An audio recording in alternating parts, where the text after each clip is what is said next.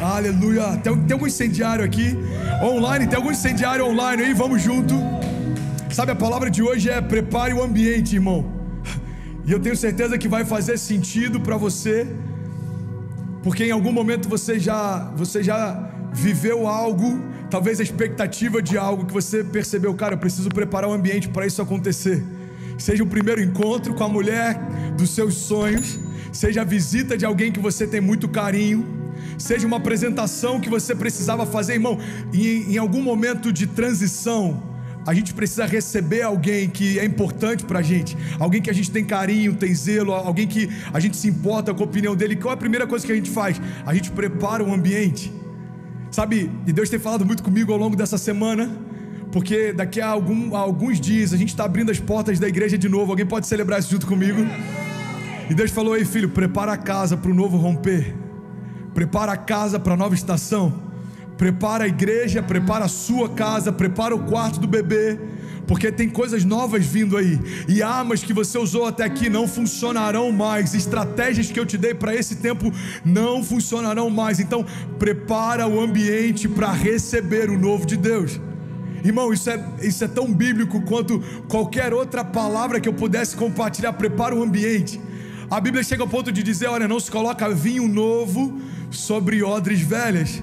Em outras palavras, Deus está dizendo: ei, quando o ambiente estiver pronto, o novo de Deus é derramado. Quando Deus cria o homem, a gente lê que no 6º dia o homem foi criado, mas nos dias anteriores Deus criou os céus, o firmamento, estabeleceu cada coisa na criação, cada animal da criação, estabeleceu a separação entre dia e noite, entre os céus e a terra, entre a porção seca e a porção molhada. Em todas as etapas a gente vê Deus estabelecendo ambientes para que o novo seja derramado. E eu quero que você entenda, irmão, que depois de toda essa loucura que a gente viveu, existem coisas novas para você viver, mas você precisa preparar um ambiente para os milagres. Ei, você precisa preparar o ambiente para as promessas, você precisa preparar o ambiente para o romper. E essa é a palavra de hoje. Eu quero compartilhar 5 chaves que vão te ajudar a experimentar esse novo tempo, esse novo nível, irmão. Next level. Existe um novo nível para vivermos em Deus. Pastor, eu já vivi milagres incríveis até aqui. Deixa eu te lembrar de algo: existem milagres que você ainda não viveu, existem promessas que ainda não se cumpriram, existem palavras que ainda não se tornaram uma realidade diante dos seus olhos. Então, irmão, não limita aquilo que Deus pode fazer, porque por mais que você já tenha visto coisas incríveis, eu vim te lembrar que existe infinitamente mais em Deus para você viver. Você está comigo? Amém? Então, se você puder, onde você estiver, seja na tua casa, seja trabalhando no teu carro, ouvindo a mensagem no celular, seja num quarto de hospital, num leito, aonde você estiver, se você puder, declare comigo, diga: eu vou preparar o ambiente. Diga: para viver as promessas. Diga: Pai, o ambiente está sendo preparado para viver o maior romper da minha história. Sabe, o que eu quero compartilhar com você não diz respeito a ambientes físicos apenas, mas talvez também. No meu caso, também diz respeito a ambientes físicos. Mas eu não estou falando só de preparar ambientes naturais. Eu estou falando de você preparar o teu coração para receber novas palavras. Eu estou falando de você preparar o ambiente da tua casa para receber novos milagres. Irmão, prepara o ambiente. Esse é o tema da palavra de hoje. E antes da gente começar a pregar, eu queria que você refletisse sobre isso.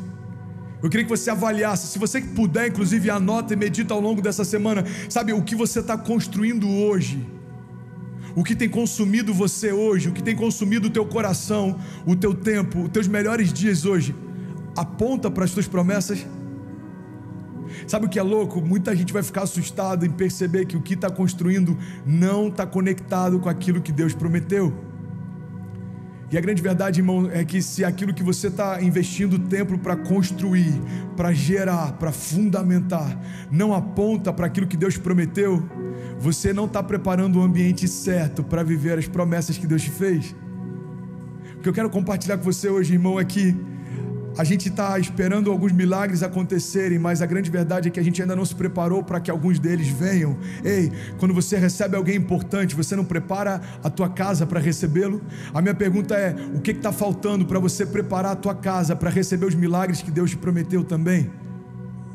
Às vezes a gente espera uma visita com mais zelo do que a gente espera por um milagre.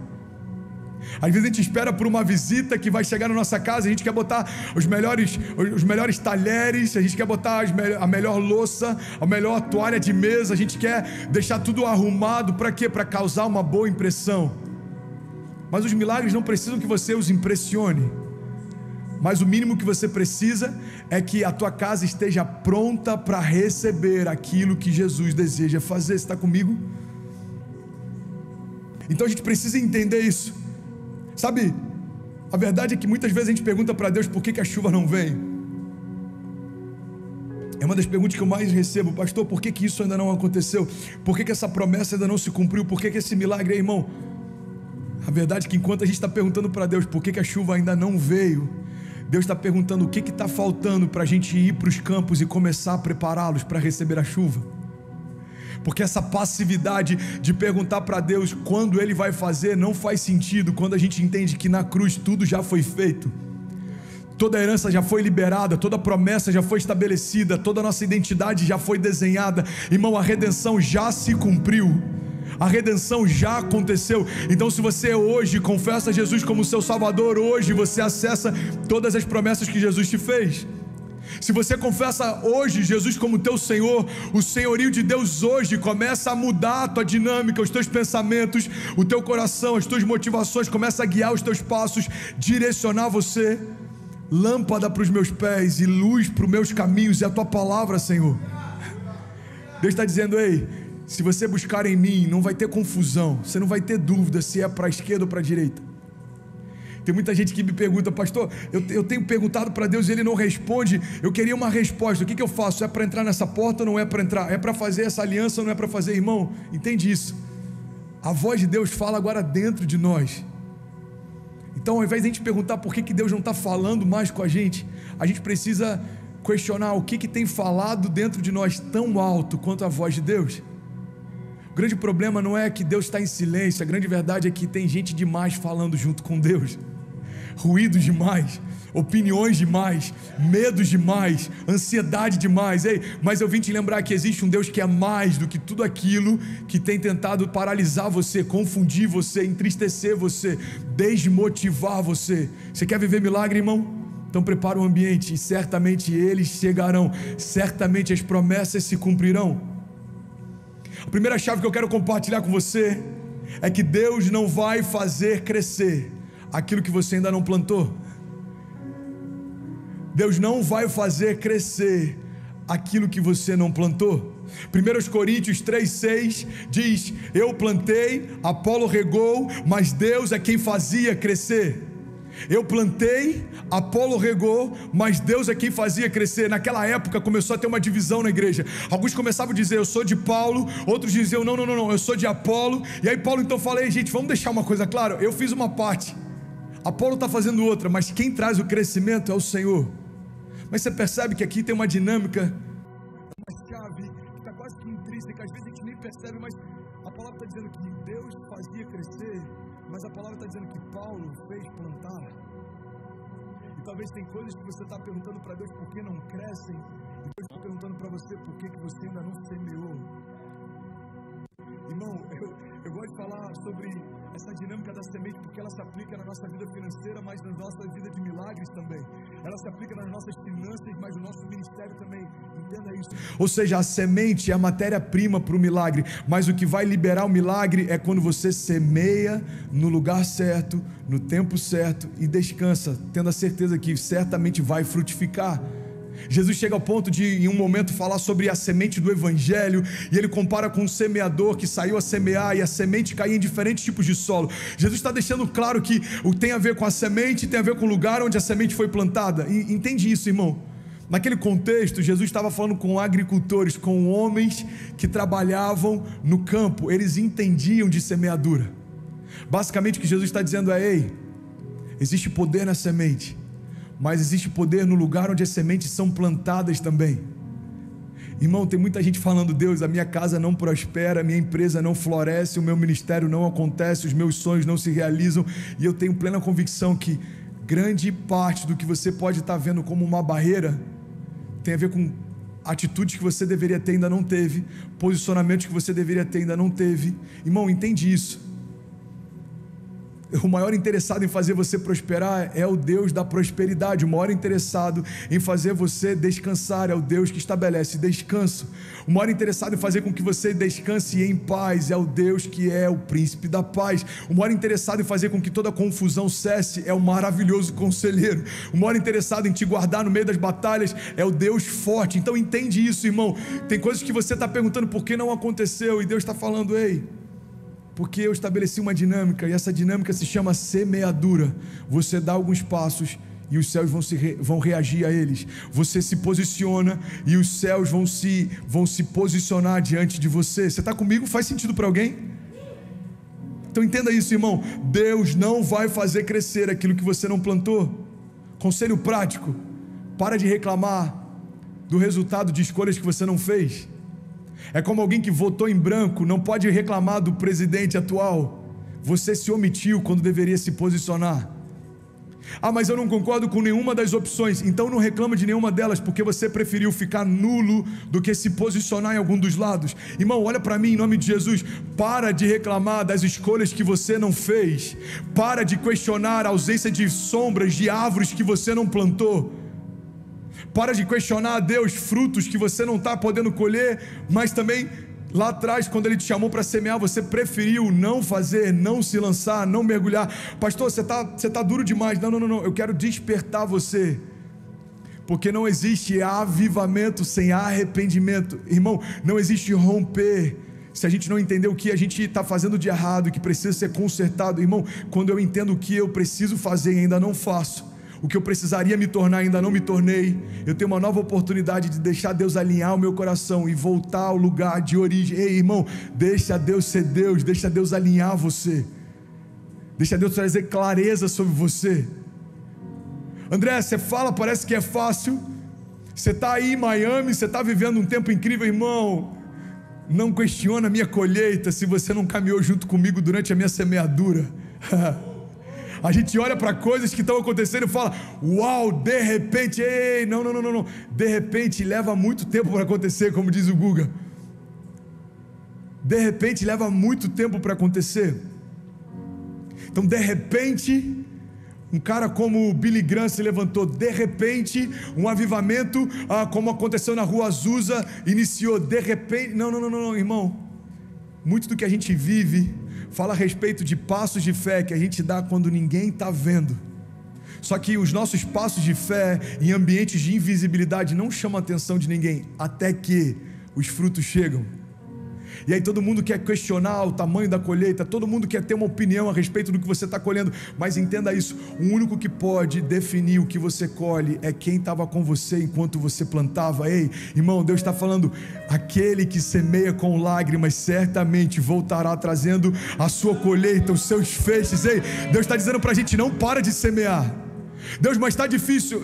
Eu nunca disse que seria fácil. Deus, mas é desafiador. Ei, eu não chamei você para ser mimado pelas minhas palavras. Eu chamei você para se tornar reis e um sacerdote. Irmão, reis precisam reinar em tempos de guerra também. Reis precisam trazer direção para o povo quando existe tempo de fome também. Reis precisam ter estratégias quando existem pestes e pragas também. Ei, reinar não significa ser servido num trono. Reinar significa ter autoridade, liderança para governar o povo nos piores momentos, principalmente. Então Deus está dizendo: ei, você não é o pai da família, você não é o sacerdote na tua casa. Então entenda, os momentos mais difíceis é o que separa meninos de homens. Para de tentar se entreter, eu estou forjando você. Para de reclamar, eu estou ensinando você. Ei, para de reclamar. É uma das chaves que eu vou falar lá no final. Já estou dando um spoiler aqui, irmão. Faz sentido para alguém? Para de reclamar do resultado das escolhas que você não fez. Uma das chaves que tem queimado no meu coração, eu compartilhei ela na hora da oferta. A gente precisa ter esse entendimento. Existe algo que Deus já te deu, e é exatamente isso que vai liberar o que Deus prometeu para você. Deus trabalha a partir dessa matéria-prima. Ele te dá algumas chaves e essas chaves abrem portas. Deus te dá algumas visões e essas visões te apontam para o futuro. Deus te dá novas vestes para viver um novo tempo. Deus te dá uma nova natureza para acessar novas promessas. Irmão, é por isso que é loucura desejar viver as coisas de Deus sem ter nascido de Deus, desejar experimentar o fruto do Espírito sem ter nascido do Espírito. Às vezes a gente está perguntando, Deus, parece que chega um momento que o teto está mais baixo, eu não consigo passar daqui, irmão. A gente precisa avaliar se de fato nascemos de novo ou só mudamos de bloco religioso. Tem muita gente que ainda é um simpatizante da fé e está ansioso para viver promessas que Deus fez para os seus filhos. Ei, promessas que Deus faz para os filhos, só quem vai viver é quem se tornou filho. Simpatizantes da fé acham legal quando a gente prega sobre promessas, mas entenda, irmão, ser um simpatizante da fé nada mais é do que ser um espectador na mesa do rei. Deus não chamou você para ouvir promessas, Deus chamou você para viver promessas. Deus não chamou você para ouvir a respeito de milagres, Deus chamou você para viver milagres. Irmão, você foi chamado por Deus para viver o chamado de Deus. Todo sonho que Deus te dá aponta para um destino em Deus. Toda promessa que Deus te fez aponta para um destino em Deus. Essa é a loucura do Evangelho. Jesus se apresenta como o caminho, mas ao mesmo tempo Ele é o destino. Caminhamos nele, com Ele e avançamos para Ele. Em uma das passagens da Bíblia, Jesus diz: olha, eu estarei com vocês, eu estarei em vocês. É um Deus que caminha perto, mas também caminha dentro. É o Deus que me envolve ao meu redor. Ele está me envolvendo enquanto eu ando, caminho, mas Ele também está me preenchendo. Irmão, olha para mim em nome de Jesus. Deus não quer só mover você, mas Deus quer preencher você. Preencher todo o vazio, até que não haja dúvida, até que não haja medo, até que não haja preocupação. André, eu sonho em viver uma vida sem medo, mas é difícil, o medo sempre vem e ele sempre vai vir. As crises sempre existirão, doenças sempre acontecerão. Irmão, Jesus chega ao ponto de dizer algo que se eu pregasse isso hoje seria escandaloso. Teria um monte de hater fazendo um monte de postagens apontando em relação a isso, mas foi o próprio Jesus que disse. Jesus diz: olha, os pobres sempre existirão. Os pobres sempre existirão, mas eu estou aqui por um tempo limitado. É como se Jesus dissesse: ei, pobreza sempre vai existir, doença sempre vai existir, crise sempre vai existir. Quando chega no momento de pagar os impostos, alguns começam a questionar Ele, e eu acredito que a motivação por trás desse questionamento era: quem sabe Jesus se posiciona contra o reinado, e aí começa então um motim, uma rebelião. Jesus fala: não, de quem que é a cara que está nessa moeda? É de César, Jesus. Então dá a César o que é de César, dê a Deus o que é de Deus. Jesus está dizendo: ei, governos sempre existirão, mas o que eu tenho para oferecer para vocês é uma realidade acima dessas realidades. Os pobres existirão, mas aqueles que consolam os pobres é como se estivessem consolando a mim. Doenças existirão, mas aqueles que oram pelos doentes é como se eu estivesse tocando em cada um deles através de você. Pessoas estão perdidas desde a época de Jesus até o fim dos tempos, mas aqueles que fazem o convite para a salvação, a palavra de Deus diz, é como se o próprio Deus fizesse esse convite através de nós. Aqueles que foram reconciliados com Deus através do sacrifício físico de Jesus, agora receberam também o ministério da reconciliação. Ei, Jesus está falando: esses desafios sempre existirão, mas apesar dos desafios, vocês vão viver o que eu prometi. Apesar dos desafios, vocês vão viver milagres. Você está comigo? Diga amém. Segunda chave que eu quero compartilhar com você, irmão, é que todo ponto de virada... Alguém quer viver um ponto de virada aí? Tem um dos livros que é um best-seller do New York Times, fala sobre pontos de virada. E eu lembro que quando eu li esse livro é interessante porque existem algumas chaves que viram na nossa história e são pontos de virada. É como aquele jogador, cara, que vivia passando necessidade a vida inteira, e aí do nada um clube grande chama ele e ele assina um contrato da vida dele. A vida dele mudou para sempre. É como aquele cara que nunca imaginou que seria pai, mas recebe a notícia que a mulher está grávida, e quando vê a criança pela primeira vez, acabou. Ele percebe que ele nasceu para ser pai, ele só não sabia disso. Sabe aquele ponto de virada? Quando alguém que está pensando em desistir ouve algo de Deus, ou recebe uma visão de Deus, e aí aquele cara que estava pensando em desistir agora quer cuidar de pessoas que estão pensando em desistir. Eu tenho certeza que para quase 3.700 pessoas que estão me ouvindo agora, você já teve pontos de virada. E estão me dizendo que o áudio está ok, está perfeito. Então eu queria fazer esse convite. Pega esse link agora, irmão. Me ajuda a compartilhar com quem precisa. Eu estou na segunda chave, são 5, vai por mim. Tem muito de Deus para ser compartilhado hoje. Então eu queria te fazer essa convocação agora. Pega esse link, envia para todo mundo que você puder. Eu tenho certeza que essa palavra vai tocar muita gente, vai mudar a história de muita gente. Você está comigo ainda? Tem algum incendiário comigo aqui? São quase 4 mil incendiários online. Vamos junto até o final. Já são 5.200 nas duas contas? Uau! Mais de 5.200 pessoas conectadas. Sabe, segunda chave é que todo ponto de virada, guarda isso, irmão, nasce de uma desistência. Como assim, André? Me explica melhor. Eu vou te explicar. Para viver o novo de Deus, eu preciso desistir daquilo que não é de Deus para mim. Para viver o novo de Deus, eu preciso abrir mão daquilo que não é de Deus para mim. O problema é que muitas vezes a gente está exatamente nesse momento em que Deus fala: ei, você vai entregar a tua bagagem para viver o novo, e às vezes a gente quer continuar carregando algumas coisas que Deus já nos chamou para soltar. Sobrepeso, irmão, sobrecarga, sentimentos que não te abençoam em nada. Irmão, às vezes a gente não consegue viver o novo porque a gente ainda está preso no velho. Você não consegue fluir no novo relacionamento porque você ainda está lembrando daquela ex-namorada. Você não consegue fluir na igreja nova porque você ainda fica remoendo coisas da antiga igreja. Você não consegue fluir com o teu novo líder porque você ainda fica reclamando de coisas do líder anterior. Ei, olha para mim, irmão, todo ponto de virada nasce de uma desistência. Eclesiastes chega ao ponto de dizer a respeito da importância de desistir. Eclesiastes 3 diz: olha, existe um tempo determinado para todo o propósito debaixo dos céus. E ele vai citando algumas ações, e entre elas tem um momento que a Bíblia diz lá em Eclesiastes 3, olha, existe tempo de desistir.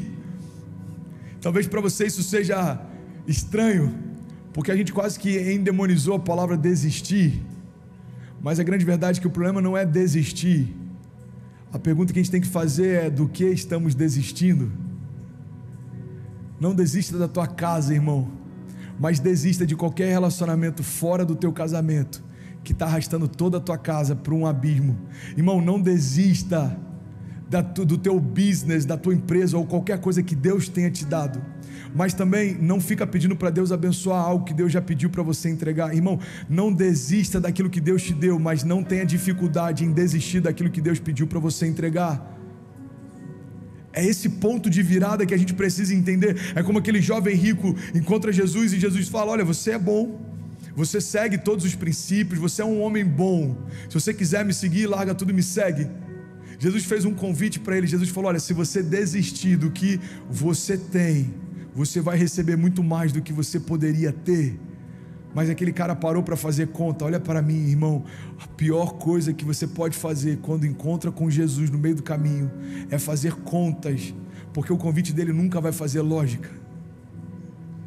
Eu conheço muita gente frustrada porque em algum momento que teve esse encontro, como Saulo teve no caminho de Damasco, como Pedro teve enquanto pescava, como esse jovem rico teve enquanto Jesus alcançou ele, irmão. Existe muita gente que falou: uau, era para eu ter lançado, era para eu ter mergulhado, era para eu ter aberto mão, era para eu ter confiado, e já era, irmão. Não dá para a gente começar a construir a arca depois que as primeiras gotas de chuva começam a cair. Não dá para a gente tentar se precaver no meio do dilúvio. Jesus está falando aí: toda a direção que eu te dou, confia em mim, eu sei o que eu estou fazendo. Eu lembrei de algo aqui agora. Eu trabalhei com meu pai um bom tempo na corretora.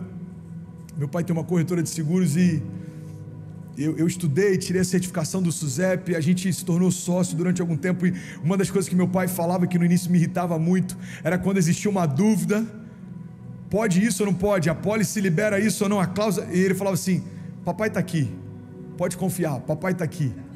E aquilo irritava a gente, porque sabe aquele fundo de ironia, mas na grande verdade ele sabia o que ele estava falando. E eu quero te fazer esse convite, irmão, olha para mim. Confie em Deus, Ele sabe o que Ele está fazendo. É como se Ele falasse para a gente: ei filho, papai está aqui, descansa, eu sei o que eu estou fazendo, eu sei quais são os próximos passos, eu sei qual é o teu desafio, eu sei quais são os seus limitadores, descansa, papai está aqui. Você está comigo? Diga amém.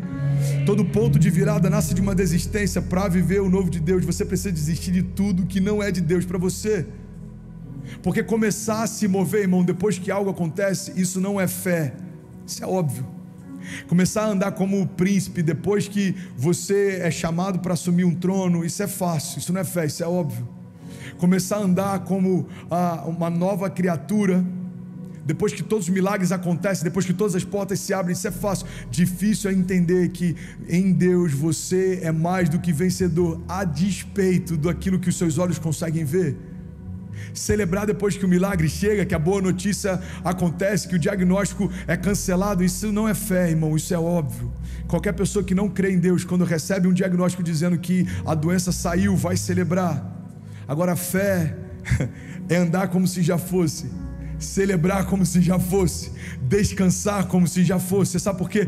Porque a fé é exatamente isso, tratar as coisas que não são como se já fossem. Sabe, a terceira chave que eu quero compartilhar com você é que sem fé, sem milagres. Você pode declarar isso comigo? Diga: sem fé, sem milagres. Tem um ditado, você já deve ter ouvido alguma vez, que é no pain, no gain. Sem perda, sem ganho. E eu acabei de criar um novo ditado. Eu estava ali na minha sala revisando a passagem, essa mensagem, e eu acabei de criar um novo milagre. Esse milagre, um novo milagre, um novo ditado. Esse ditado é: no faith, no miracle. Sem fé, sem milagre. Essa equação é a mais fácil que eu consegui criar para compartilhar. É a equação mais básica, irmão. Sem fé, sem milagre. E talvez você está dizendo: André, eu não estou vivendo milagre. Minha pergunta é: você tem fé? Se não tem, eu já sei qual é o problema na tua equação. Irmão, a palavra está dizendo: tudo é possível ao que crê. Tudo, quando você vai no original, olha que revelamento revelar, tudo é tudo. Não tem algumas exclusões, não é como aqueles sorteios que passam na televisão cheio de asterisco embaixo. Não. A palavra está dizendo aí: tudo é possível ao que crê. Tudo é tudo, irmão. Então a palavra está dizendo: ei, se você crê, certamente os seus olhos verão. Se você crê, certamente os seus olhos verão. Essa é uma chave que eu carrego na minha vida, irmão. Se eu conseguir crer mesmo sem ver, certamente os meus olhos verão. No faith, no miracle. Olha o que Tiago 1,6 diz: peça, porém, com fé, sem duvidar. Por que muitas vezes a gente para no meio do caminho? Porque às vezes a gente pede, mas sem fé. Às vezes a gente pede com fé, mas duvida. Às vezes a gente pede com fé, mas desiste. A palavra está dizendo: olha, se você pedir com fé e não duvidar, pois aquele que duvida é semelhante à onda do mar, levada e agitada pelo vento. Não pense tal homem que receberá coisa alguma do Senhor, porque é alguém que tem mente dividida e é instável em tudo que faz. Irmão, olha para mim em nome de Jesus. A vida já é instável, você não precisa ser também. Os mercados financeiros já são instáveis demais. Os governos já são instáveis demais. As economias já são instáveis demais. Deus está chamando a gente para fundamentar a nossa história numa rocha inabalável. Está dizendo: olha, é como uma âncora para a sua alma. É como um porto seguro para o seu navio.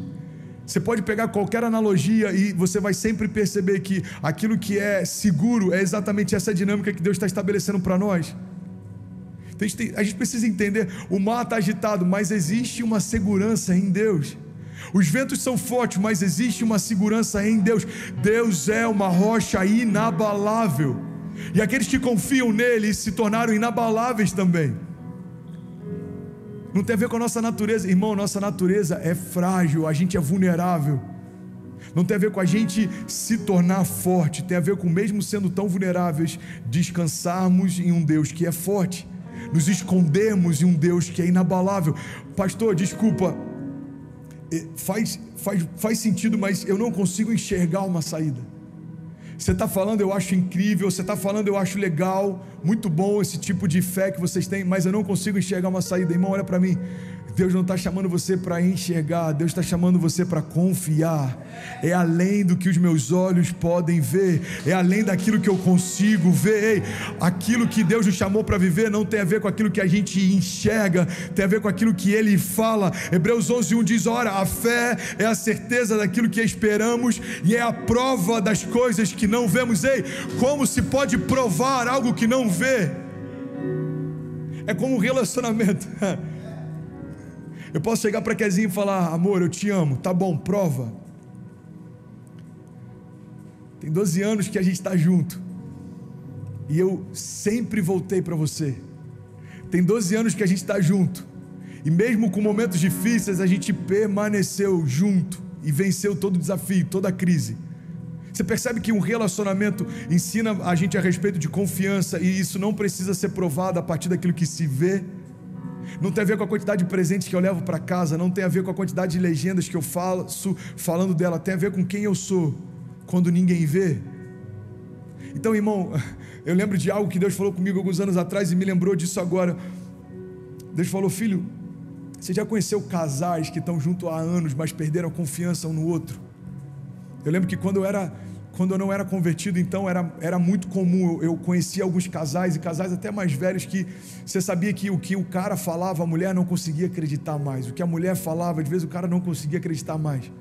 Permaneciam juntos, mas não tinha confiança. Ei, olha para mim. O que Deus falou comigo foi: filho, tem muita gente que caminha comigo há anos, mas ainda não consegue confiar. Confiança não tem a ver com tempo de relacionamento. Confiança tem a ver com conhecer o caráter do outro.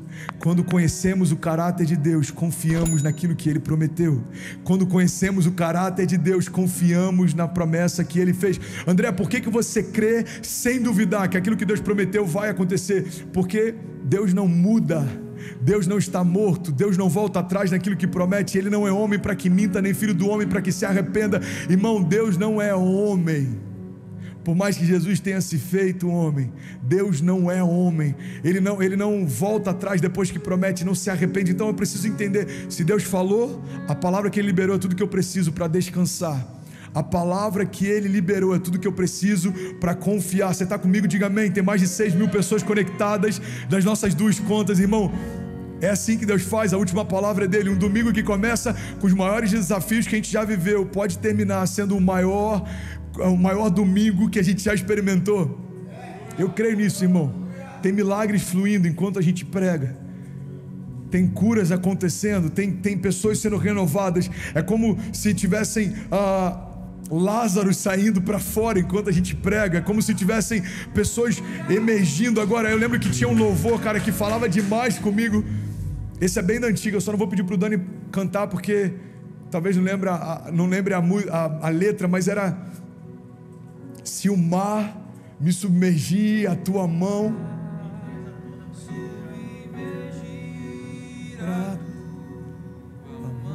abaixa só um pouquinho o mic para me traz à tona pra respirar, me faz andar sobre as águas. É isso, irmão. Acho que é Tu És, né? Tu és o Deus da minha salvação, és o meu dono, a minha paixão, minha canção e o meu louvor. Acho que é aleluia, não é o refrão? Demais essa música, vai.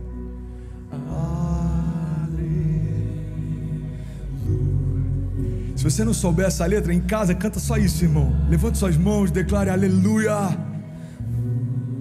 Aleluia.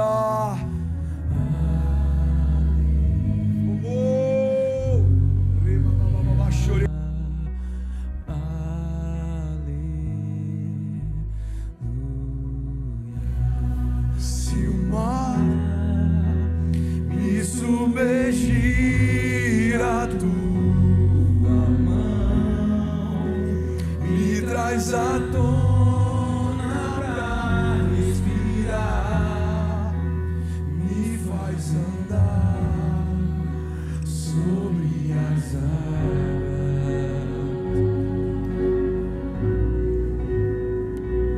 Tu és o Deus da minha salvação, és o meu dono, a minha paixão e minha canção e o meu louvor. Aleluia. Irmão, Deus não te chamou para entender. Para de tentar entender. Talvez você está cansado porque você está tentando entender e Deus falou: ei, a única coisa que você precisa entender é que não é o teu entendimento que gera milagres, não é a tua lógica que gera milagres, não, é só você descansar. Aquela passagem, uma das que mais tem falado comigo nesse último ano: aquietai-vos e sabei que eu sou Deus. Irmão, aquietai-vos e sabei, é como se ele falasse: ei, para de ficar tentando reclamar, contestar, ei, se aquieta, aquieta a tua alma, deixa essa tempestade dentro de você cessar, e lembra, ei filho, lembra o Deus que fez tudo quando nada existia, o Deus que desenhou você quando nem os seus pais existiam, e o Deus que já te chamava pelo nome quando os seus pais nem sabiam que você estava a caminho. Então eu continuo sendo o mesmo Deus, eu continuo sendo bom, e nada me pega de surpresa. Então guarda isso, irmão, essa é uma das chaves que eu quero compartilhar. Sem fé, sem milagres, no faith, no miracles. Sabe, milagres são como sementes plantadas em Deus. A gente precisa ter esse entendimento. Milagres são como sementes plantadas em Deus. E o problema é que às vezes a gente não está enxergando, a gente começa a duvidar se vai acontecer. Irmão, se você plantou em Deus, o fato de você não enxergá-las não significa que elas não existam. Elas só estão no ambiente que a tua mente não alcança. Mas milagre não é gerado pela nossa mente, mas pela nossa fé. Tem uma citação do Bill Johnson que ele diz: olha, a mente é um ótimo servo, mas é um péssimo mestre. A mente sempre vai dizer: não vai dar. A mente vai sempre dizer para você: você não vai conseguir, você não vai chegar lá, você não vai alcançar, você não é tão bom o suficiente, você não é tão justo, você não é tão limpo, você não é... Ei, olha para mim, não importa o que a tua mente fala, o que importa é o que o teu pai fala. A palavra diz: porque aquele que não cometeu pecado se fez pecado por nós, para que nós fôssemos feitos justiça de Deus. A tua mente vai falar: ei, mas você pecou na semana passada. Mas a palavra de Deus diz: olha, aqueles que estão em Cristo, não há mais condenação, as coisas velhas passaram e tudo se fez novo. Irmão, não tem a ver com as nossas gotas de suor para fazer merecer, tem a ver com as gotas do sangue de Jesus, que nos fez mais do que vencedor.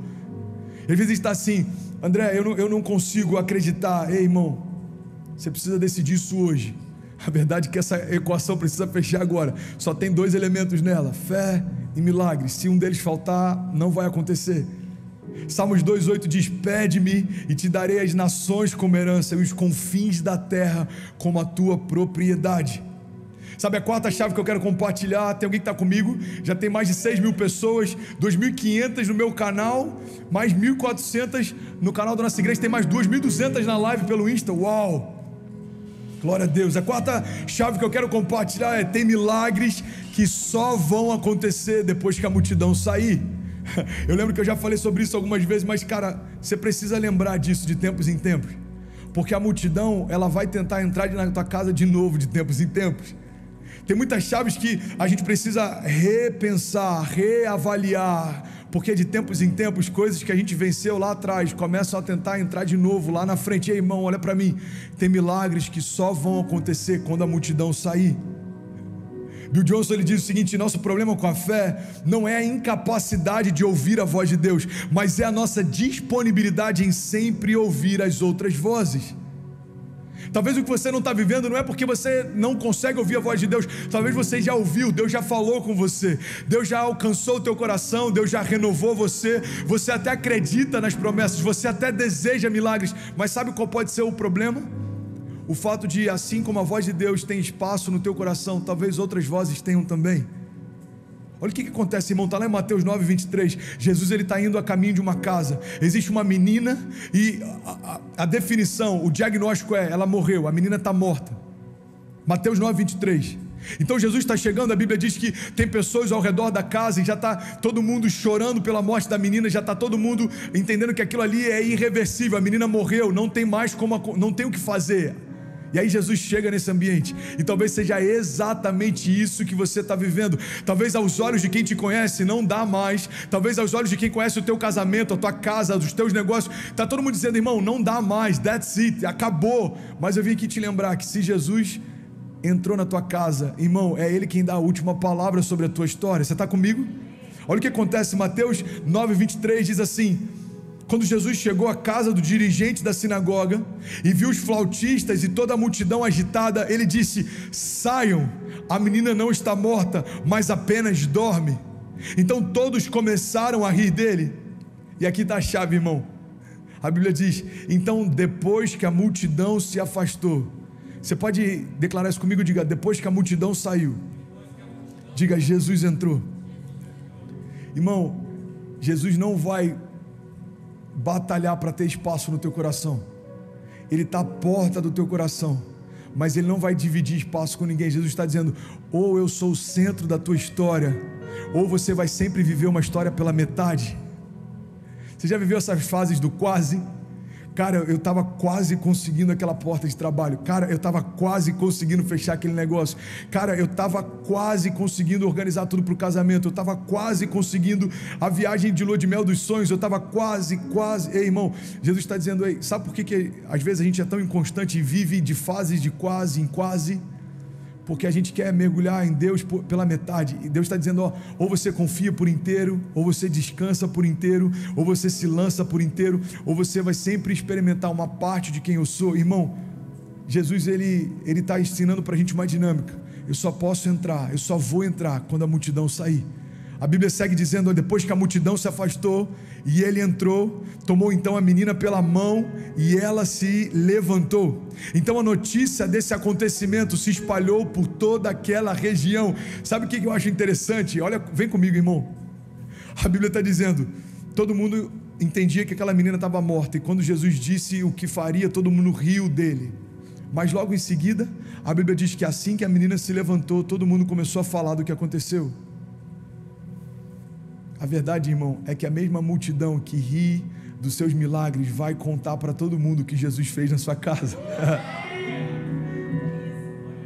E a culpa não é da multidão, essa é a natureza da multidão. Sabe, tem uma frase que fala que não é toda concordância burra, mas toda... eu queria tanto lembrar agora essa palavra. Mas fala a respeito desse momento em que todo mundo concorda. Quando todo mundo concorda, irmão, você tem... Isso, toda unanimidade é burra. Então o que acontece com a multidão? Qual que é o problema da multidão? O problema é que a multidão sempre se move pelo senso comum. É como Jesus andando no meio do povo: aquele homem é bom. E aí a multidão começa a dizer: aquele homem é bom, vamos atrás dele, ele faz milagres, ele multiplica pão, ele cessa a fome, ele cura enfermos, ele liberta cativos. Só que aí em um determinado momento a multidão muda, e a mesma multidão que gritava Hosana, dias depois está gritando crucifica-o. O que Jesus está ensinando para a gente é: ei filho, se você se mover pelos conselhos da multidão, você vai ser inconstante como a multidão é. A multidão muda, a mesma multidão que celebra um pastor num dia, por conta de uma palavra que ele pode liberar, pode fechar completamente o coração no outro. A mesma multidão que grita o nome de um atleta entrando em campo num dia, depois de algum tempo pode vaiá-lo quando entrar no mesmo estádio, lutando e jogando pelo mesmo time. Ei, irmão, quem caminha pela multidão se torna refém da opinião dos outros. Quem caminha pela multidão se tornou refém. As suas emoções não são mais suas, são da multidão. Por quê? Porque se a multidão te aceita, você se sente aceito. Se a multidão te rejeita, você se sente sozinho. Se a multidão te celebra, você se sente bem. Se a multidão não celebra mais, você se sente mal. Jesus está dizendo: ei, deixa eu ser o centro e deixa a multidão de fora, porque enquanto a multidão não sair, eu não posso entrar. Enquanto a multidão não sair, eu não posso fazer. Por quê? Porque eu não vou dividir espaço com ninguém.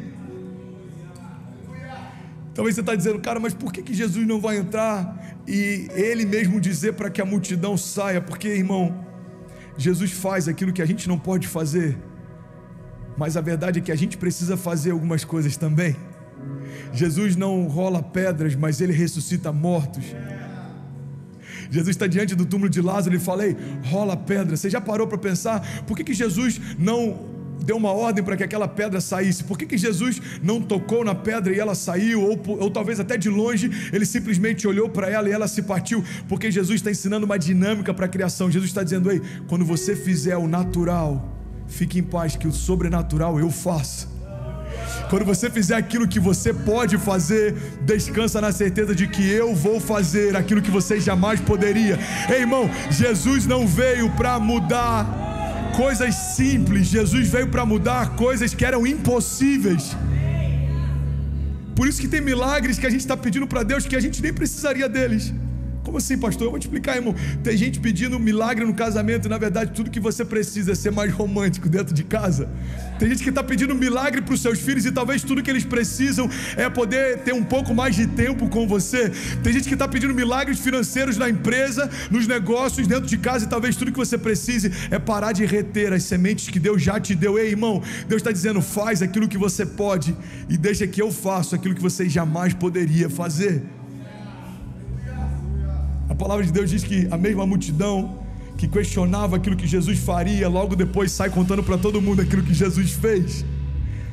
Mateus 7,7 diz: peçam e lhes será dado, busquem e encontrarão, batam e a porta lhes será aberta, porque todo aquele que pede recebe, todo aquele que busca encontra, e aquele que bate, a porta lhe será aberta. Ei, irmão, olha para mim, em nome de Jesus. Eu estou terminando, eu estou indo para a quinta e última chave.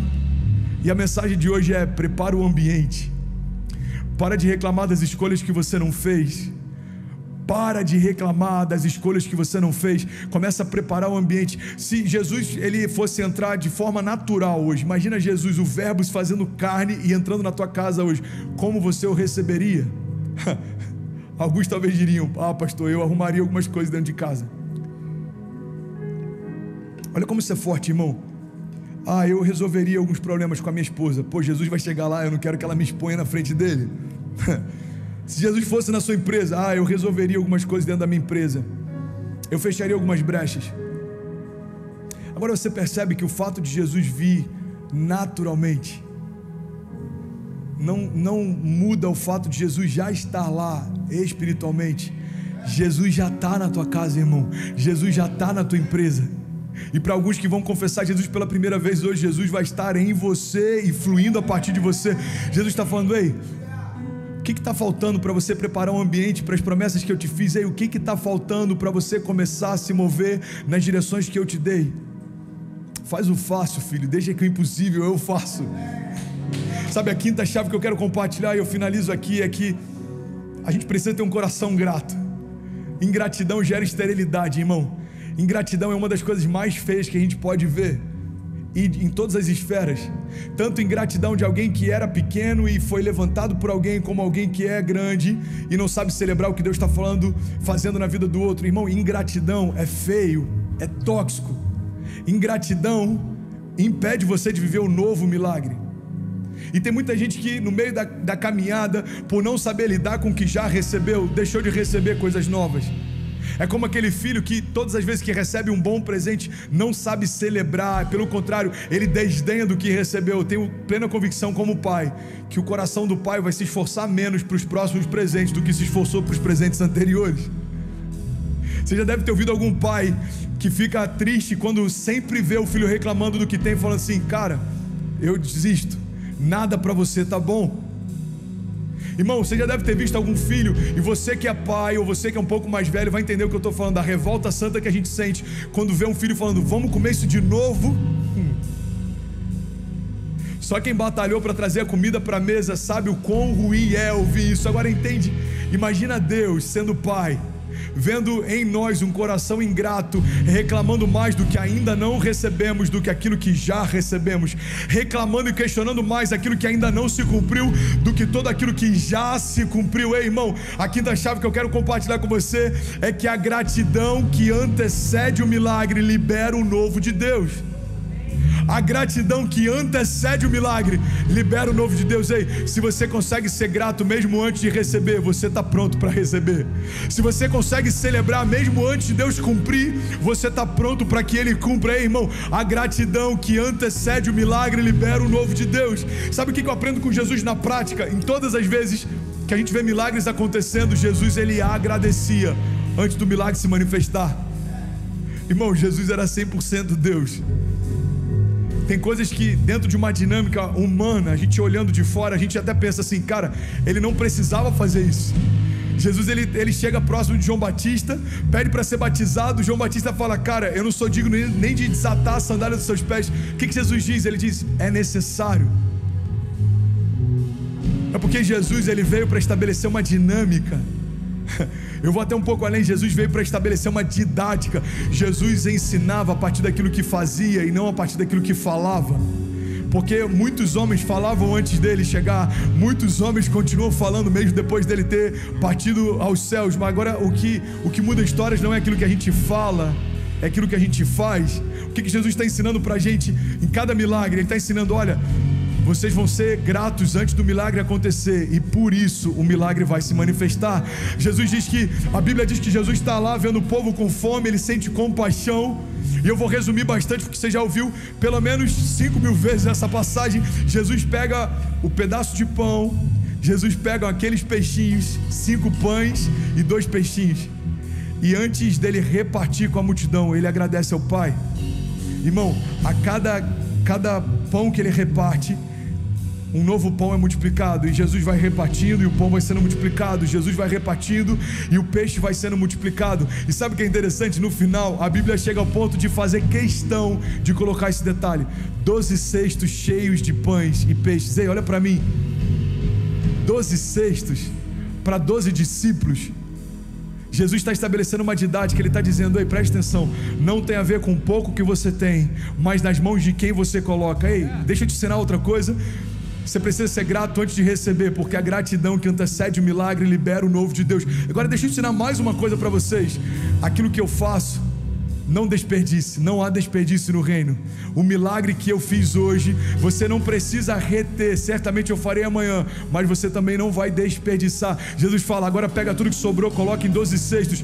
Cada discípulo precisou carregar um cesto cheio, e eu tenho plena convicção que a cada passo que eles davam, carregando o peso do milagre, eles aprendiam que, irmão, aquilo que Jesus faz precisa ser celebrado. Você está comigo? Diga amém.